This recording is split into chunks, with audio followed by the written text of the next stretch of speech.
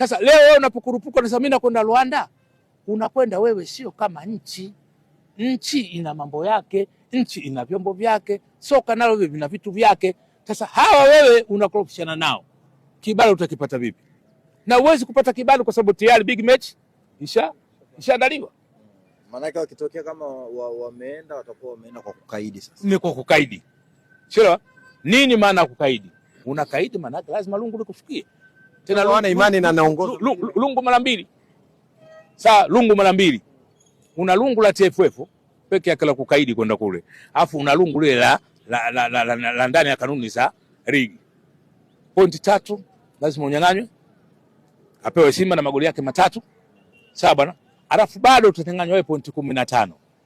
Sawa? Ambazo hizi siku ambao unaonyang'anywa wewe ndio siku ambao Simba anatawazwa kuwa bingwa wa nchi. Sawa? Sasa huu ni upuuzi.